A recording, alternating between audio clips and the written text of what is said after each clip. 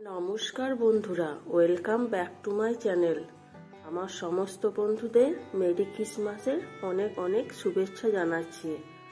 আজ আমি নিয়ে চলে এসেছি আপনাদের সাথে চকলেট কেকের একটা রেসিপি নিয়ে। যদি ভালো লাগে তাহলে অবশ্যই একটা লাইক করবেন। দেখুন, আমি কেকটা কেটে দেখিয়ে দিচ্ছি কতটা নরম হয়েছে, এবং এটা সম্পূর্ণ নিরামিষ, ডিম ছাড়া। আসুন দেখে নিন তাহলে কিভাবে বানাচ্ছি।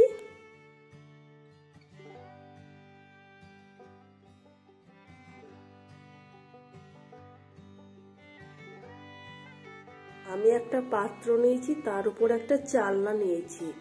এর উপর আমি 2 বাটি ময়দা দিয়ে দিলাম। যেহেতু আমি 2টো কেক বানাবো, তাই আমি পরিমাণগুলো বেশি করে নিচ্ছি। 2 চামচ কোকো পাউডার দিয়ে দিচ্ছি।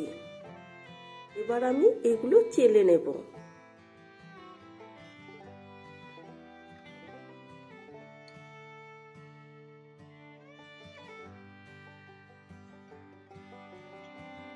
এগুলো চালা হয়ে গেছে।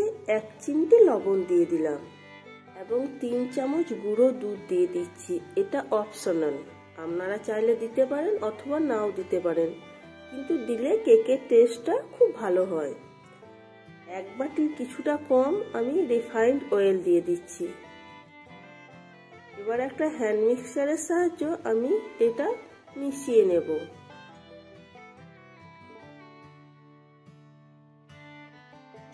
এরপর আমি এর মধ্যে 2 বাটি গুঁড়ো চিনি দিয়ে দিলাম। রুম টেম্পারেচারে রাখা 1 বাটি দুধ দিয়ে আমি ব্যাটারটা বানিয়ে নেব। অল্প অল্প করে দুধটা দিতে হবে, কিন্তু আমার 1 বাটির বেশি একটুকু দুধ লেগেছিল। ব্যাটারটা আমার রেডি হয়ে গেছে। এটা আমি 10 মিনিটের জন্য রেস্টে রেখে দেব। আমি আবার 10 মিনিট পর ফিরে এলাম। এবার আমি এর মধ্যে 2 চামচ ভ্যানিলা এসেন্স দিয়ে দিলাম। এবার আমি খুব ভালোভাবে এটা মিশিয়ে নিচ্ছি একটা চামচের সাহায্য। এবার আমি এর মধ্যে 1 চামচ বেকিং পাউডার দিয়ে দিলাম এবং 1/2 চামচ বেকিং সোডা দিয়ে দিলাম। দুধের বাটিতেই সামান্য জল নিয়েছি। এবার কয়েক চামচ আমি এর উপর জল দিয়ে দিলাম, তাহলে বেকিং পাউডারটা ভালো কাজ করবে। এবার আমি খুব ভালোভাবে সমস্ত কিছু মিশিয়ে নিচ্ছি একসাথে। ব্যাটারের থিকনেসটা এইরকম রাখতে হবে। আমি একটা কেক টিন নিয়ে নিলাম। এবার আমি সামান্য ময়দা কেক টিনের উপর বুলিয়ে নিচ্ছি। এবার কেকের ব্যাটারটা এই কেক টিনের মধ্যে দিয়ে দেব। পুরো ভর্তি করে দিলে হবে না, কারণ বেক করার সময় এটা ফুলে উঠবে, তাই হাফ দিতে হবে কেক টিনের মধ্যে। আর একটা অ্যালুমিনিয়ামের ফয়েল নিয়ে নিলাম। এর মধ্যেও বাকি ব্যাটারটা দিয়ে দিচ্ছি। এটাতেও হাফ দিয়ে দিচ্ছি। একটু ঠুকে ঠুকে দিলাম যেন বাতাসটা না থাকে ভেতরে।